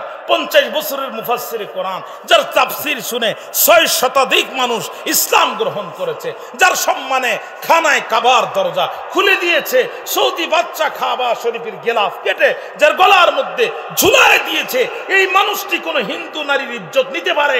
এটা মানুষ তো দূরের কথা, আমার মনে হয় শয়তানও বিশ্বাস করে না। শয়তান তো ওই দিন থেকে বাংলাদেশ থেকে আর নাই, যে আল্লাহ এখানে আমার আর দায়িত্ব পালন করার কোনো দরকার নাই, আমার থেকে বড় শয়তান এখানে তৈরি হয়ে গেছে। শয়তান দুই প্রকার। শয়তান কয় প্রকার? মিনাল জিন্নাতি ওয়ান নাস, মানব শয়তান আর জিন শয়তান। এই বাংলাদেশে মানুষ শয়তান এত শক্তিশালী, এখানে জিন শয়তানের প্রয়োজন নেই। কথা বলেন না কেন? যারা 50 বছরের মুফাসসিরে কোরআনের বিরুদ্ধে নারী ধর্ষণের মামলা দিতে পারে, এখানে জিন শয়তান কি কাজ করবে? ওরা কি দায়িত্ব পালন করার আছে? কথা কি বুঝতে পেরেছেন? এক বলে সাল্লাম মুস্কি হাসে আর কয়, এত উন্নত প্রশিক্ষণ প্রাপ্ত বাঘ আমার ইউসুফরে খেয়েছে যে একটা মানুষ খেয়ে ফেললো, কিন্তু জুব্বায় কোনো আঘাত লাগলো না। এ কি যেন তেন বাঘ, কথা বোঝেননি? এ কি যেন তেন বাঘ, এ তো খাইতেও জানে, ধরতেও জানে, হজমও করতে জানে। এ তো দীর্ঘদিন বিদেশ থেকে প্রশিক্ষণ নেওয়ার পরে তারপরে জঙ্গলে ঢুকেছে। এ তো আগে বিদেশে বিদেশে ঘুরিয়ে কিভাবে খাইতে হবে, কোথায় ঘুম করতে হবে, কোন আয়না ঘরে রাখতে হবে, সব প্রশিক্ষণ নিয়ে তারপরে ঢুকেছে। ইয়াকুব আলাইহিস সালাম ধৈর্য ধরে বললেন, ফাসাবরুন জামিল, আমি উত্তম ধৈর্য ধারণ করলাম। আল্লাহ, তুমি আমার ইউসুফ সহ গোটা জাতিকে এই জাতীয় বাঘ থেকে রক্ষা করো। ভাইরা, অতদিন পর্যন্ত কোরআনের পতাকা উড়বে না যতদিন পর্যন্ত আমাদের ঈমান ইয়াকুব আলাইহিস সালামের মতো হবে না। সন্তান চলে গেছে ইসলামের জন্য, যাক না। ব্যবসা আগুন ধরেছে, যাক না। চাকরির বেতন বন্ধ করেছে, দিক না। জীবন যাবে, আমার পরে আমার সন্তান লড়বে, আমার সন্তানের পরে আমার নাতি লড়বে, আমার 14 পুরুষ লড়বে, ততক্ষণ পর্যন্ত ক্ষান্ত হব না যতক্ষণ পর্যন্ত কোরআনের পতাকা উড়বে না। ঈমান যতদিন এরকম না হবে ততদিন আল্লাহ বিজয় দান করবেন না। প্রিয় ভাইরা, আমাদের আঞ্চলিক ভাষায় একটা কথা কয়,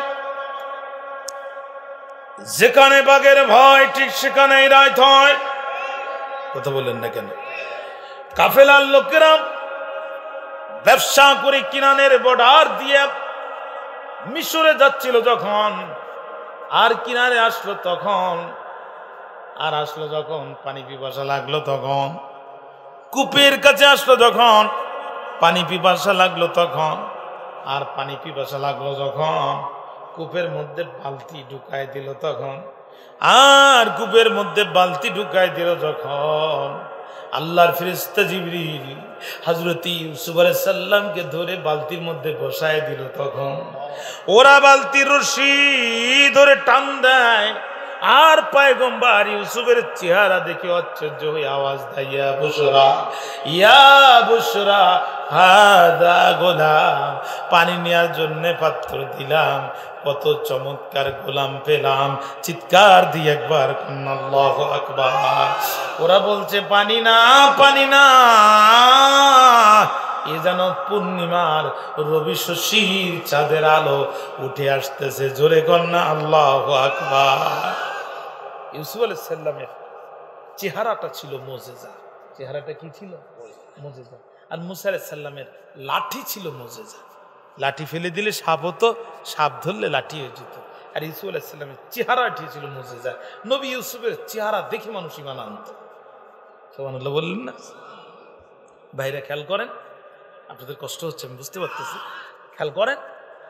ওরা ইউসুফ আলাইহিস সালামের চেহারা দেখে মনে করতেছে পানি না, পূর্ণিমা রবি শশীর চাঁদের আলো উঠে আসতেছে। ইয়া বুশরা হাজা গোলাম, সুসংবাদ, সুসংবাদ, ই কত চমৎকার গোলাম পেলাম। ওরা ইউসুফ আলাইহিস সালামকে তুলেছে, কেবল শরীর মুছাচ্ছে। দুই ভাই যে ডিউটিতে ছিল, ও টেলিফোন করেছে সাথে সাথে, যেখানে কিন্তু রাজনীতি হচ্ছে। ছিল না এই জাতীয় গোয়েন্দা? 3 মাস আগে ইয়স করলে এতক্ষণ তো পুলিশ চলে আসার কথা ছিল। বক্তা তো দূরের কথা, শ্রোতা অর্ধেকই ভয়ে পালায় চলে আসছে ওরা। বন্ধুরা আমার, 10 ভাই এসে গেল, কাফেলার লোক এসে গেল। ইউসুফ আলাইহিস সালাম ভাইদের পরিচয় দেয় না, ভাইরা ইউসুফ আলাইহিস সালামের পরিচয় দেয় না। আবার দ্বিতীয় দফা সংলাপ শুরু হইলো, মানে জাতিসংঘের লোক চলে এসে, এখন দেশের লোক আর মিটাতে পারছে না।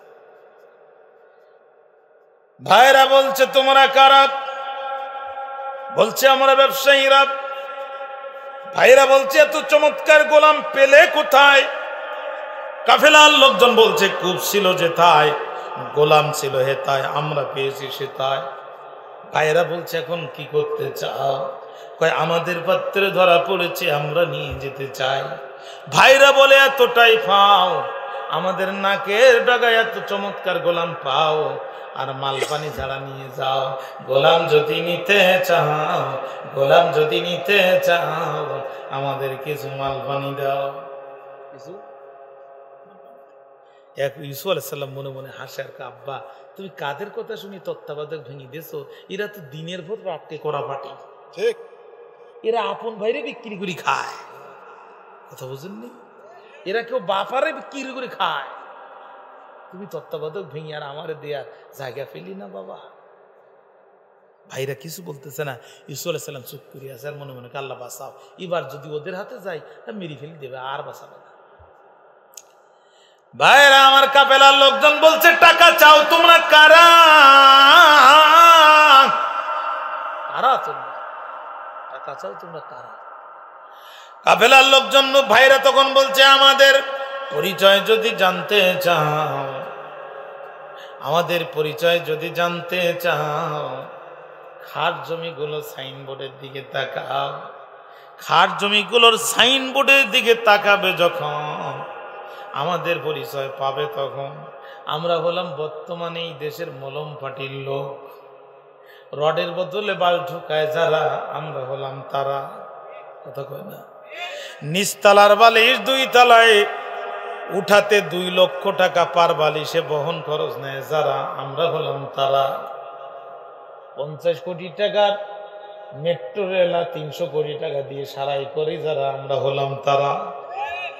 1 মাসের জায়গায় 2 বছর লাগাই যারা, আমরা হলাম তারা। আমাদের মাল করি দিয়া ছাড়া এই দেশে 1% কাজ হয় না। আমরা খাই 1%, আমার বোন খায় 1%, ছেলেও খায় 1%। কর্মকর্তা কর্মচারীরা সিন্ডিকেট করে সবাই এই দেশের মানুষদের টাকা ভাগযোগ করে খায়। এই দেশে রাখার জায়গা নাই, বিদেশে বিরাজ্যে বাড়ি টাড়ি কিনে পাসপোর্ট নিয়ে রেডি করে রেখেছি। ভাই অত পরিচয় দেওয়ার সময় নাই। এই গোলাম যদি নিতে চাও আমাদের কিছু মাল পানি দাও। আল্লাহর কোরআন বলছে ওয়াশারাউহু বিসামানিন বাকসিন দারাহিমা মাদুদাতিন ওয়া কানু ফিহি মিনাজ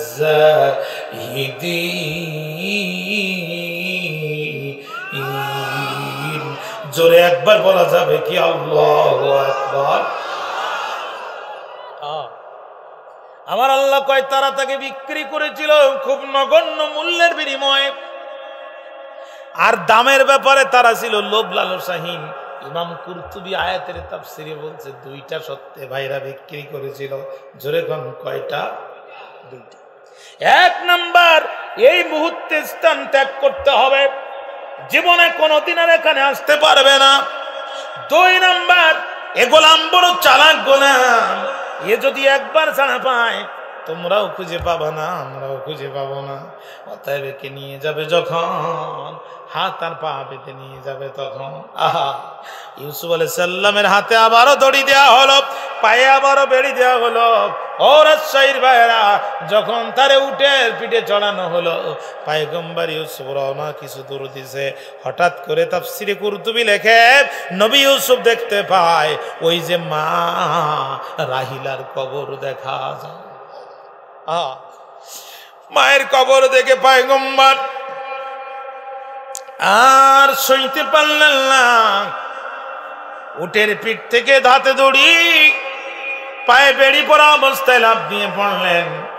হামাগুড়ি দিতে দিতে মায়ের কবরের সামনে যে কানলেন আর বললেন ইরফা রাসাকি ইয়া উম্মি, আমার কলিজার টুকরা মা রে, কবর থেকে মাথাটা একটাবার উঁচু করে দাও রে মা, জীবনে একটি বার শুধু তোমারে দেখতে চাই, একটি বার দেখবো তোমাকে, মাথাটা একটু উঁচু করে। আহা, নবী ইউসুফের কান্নায় মনে হচ্ছে আকাশ যেন ভেঙে পড়বে। আহা, হাতের মধ্যে দড়ি, পায়ের মধ্যে বেড়ি, সামনে মায়ের কবর। কাফেলার লোকজন মনে করলো ইউসুফ মনে হয় পালাচ্ছে।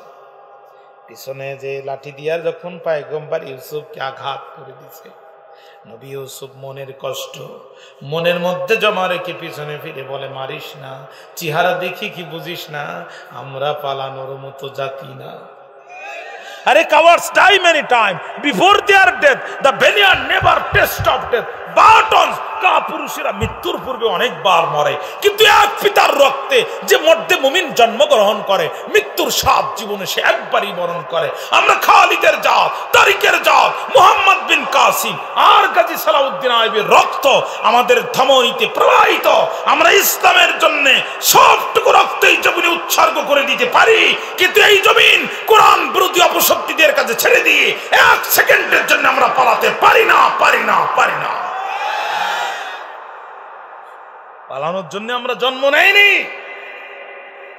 আমরা মাথা উঁচু করে মৃত্যুকে আলিঙ্গন করে নিয়েছি, পালাইনি।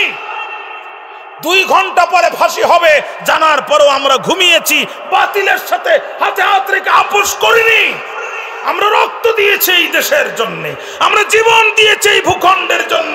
এই ভূখণ্ডের প্রত্যেকটি মাটি আল্লাহর কোরআনের জন্য আমাদের পক্ষে কথা বলবে, বলতেই হবে ইনশাআল্লাহ। ঠিক বলেন? আমরা পালানোর জন্য জন্ম নেই, কাপুরুষে পালায়, ভিতুরা পালায়। চাচি শর্ট করি যে ঢোকা চিন্তা করতেছেন, চাচি একটু হিসাব করি ঢুকেন। 17টি বছর জ্বালাইছেন, আমরা সইতে পারলাম, আপনি 17 সেকেন্ড সইতে পারেননি। খুব হিসাব করে ঢুকেন, পিঠে চট বেঁধে ঢুকেন। এটা বাংলাদেশ।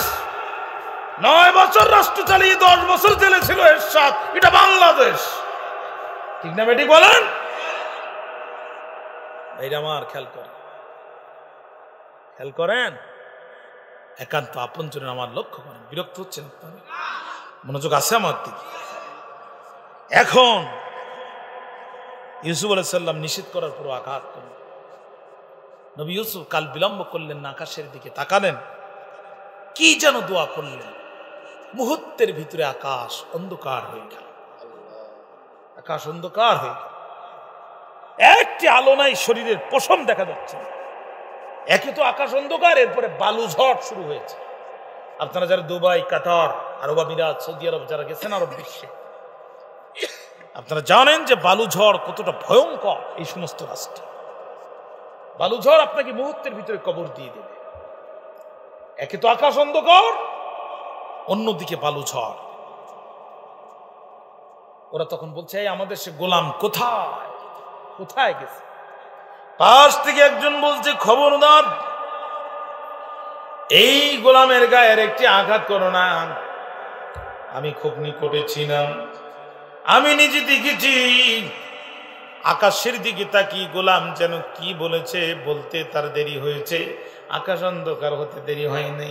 এই গোলামের সাথে সম্পর্ক তার, আসমান জমিনের মালিকানা যার। জোরে কোন সুবহানাল্লাহ। খবরদার তোমরা আর আঘাত করো না। ওরা তখন ইউসুফ আলাইহিস সালামের কাছে ক্ষমা চাইলেন। নবী ইউসুফ ক্ষমা করে দিলেন। আকাশের দিকে তাকিয়ে কি যেন দোয়া করলেন। পয়গম্বরের দোয়ার বরকতে 1 সেকেন্ডেরও কম সময়ে ঘনাঘটা দুর্যোগপূর্ণ আবহাওয়ার আকাশ পরিষ্কার পরিচ্ছন্ন হয়ে গেল। মিশরের দিকে রওনা দিল। কোন কোন বর্ণনায় নীল নদে গোসল করল। রাতের ভ্রমণের ক্লান্তি শরীর থেকে দূর হয়ে গেল। চেহারা তার নূর চমকাতে থাকলো।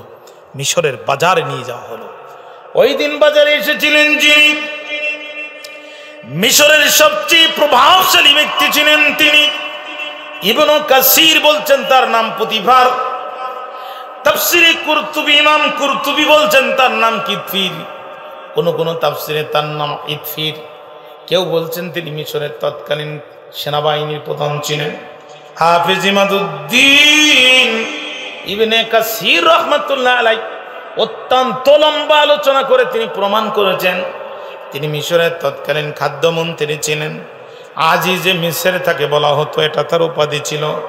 আসল নাম ছিল তার প্রতিভার সুন্দরী স্ত্রী জুলেখার জন্য একটি গোলাম খরিদ করতে তিনি বাজারে আসলেন। যখন ইউসুফ আলাইহিস সালামকে দেখলেন তখন, আর দেখলেন যখন, মুখে বললেন বিকাম, দাম কত, হাতটা ধরে ফেলছেন।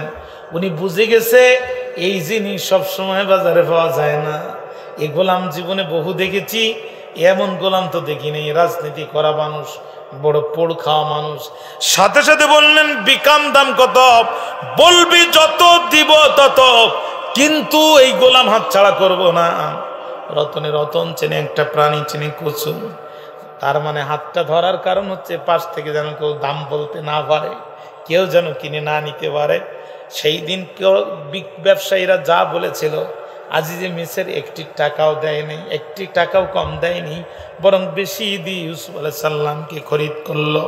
বাড়ির মেন গেটের সামনে দাঁড়িয়ে স্ত্রী জুলেখাকে উদ্দেশ্য করে সেই দিন আজিজে মিসর যে ঐতিহাসিক বক্তব্য দিয়েছিলেন, আজিজে মিসরের মুখের বক্তব্যকে আমার আল্লাহ কোরআনের আয়াত বানায় দিয়েছে।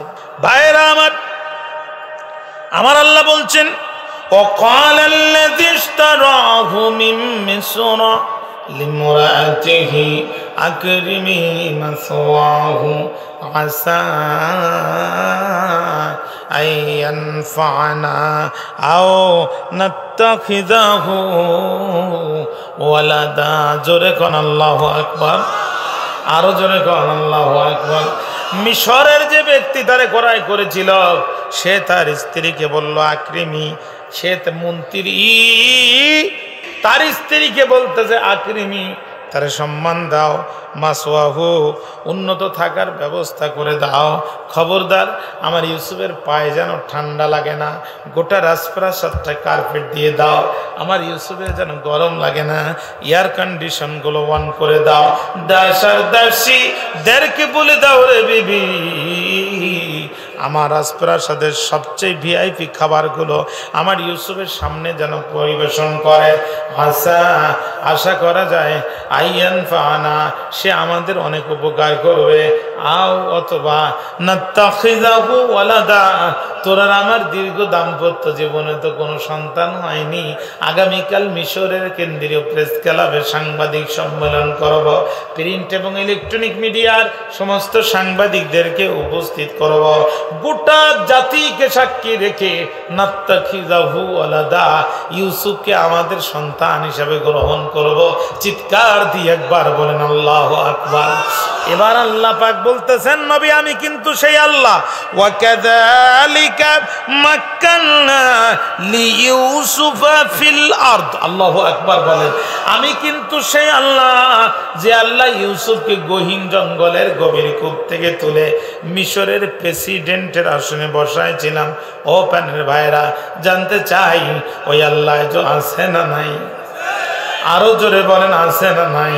যে আল্লাহ ইউসুফ আলাইহিস সালামকে গভীর জঙ্গলের গহীন কূপ থেকে তুলে মিশরের প্রেসিডেন্ট বানাতে পারে, ও প্রাণের ভাইরা, ওই আল্লাহ কিন্তু দেশের আলেমদেরও ক্ষমতায় বসাতে পারে। পারে না? পারে না? পারে না?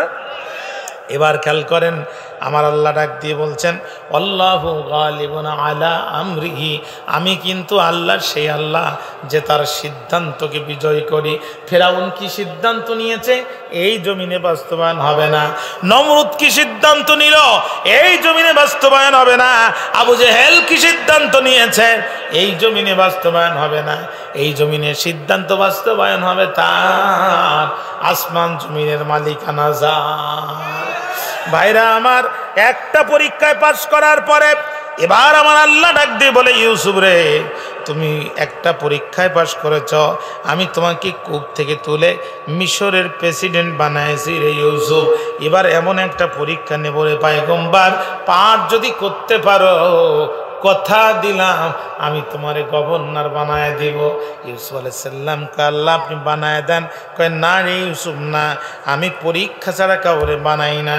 ওয়ারাদাতুহুল্লাতী হুয়া ফি বাইতিহা আন নাফসিহি ওয়া গাল্লাকাতিল আবওয়াবা ওয়া ক্বালাত হাইতালা قال معاذ الله إنه ربي أحسن مثواي إنه لا يفلح الظالمون। আরো জোরে কোন আল্লাহু আকবার।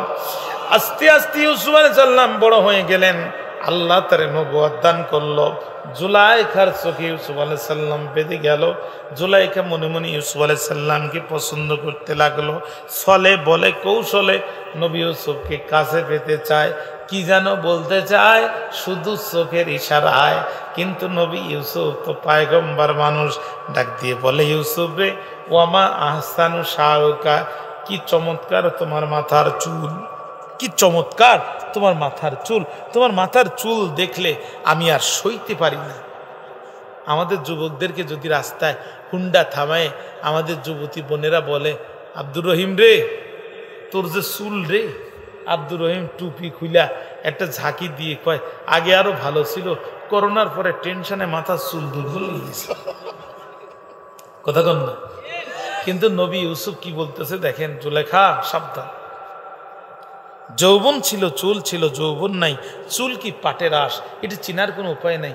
বিশ্বাস না হয় তোমার দাদি আম্মার দিকে তাকাও, খবরদার এই চুল দেখে করো না ভুল। জুলেখা বুঝতে পারলেন এই মোল্লা তো ভিন্ন মোল্লা, এ তো চোখ জেগে জেগে ঘুমানো মোল্লা, এ কি আমার মনের ভাষা বোঝে না, আমার চোখের ভাষা বোঝে না, আমি যে কি বুঝাতে চাই এ কি তা জানে না। অমাসানু আইনুকা, কি চমৎকার তোমার চোখ দেখলে আমি সইতে পারি না।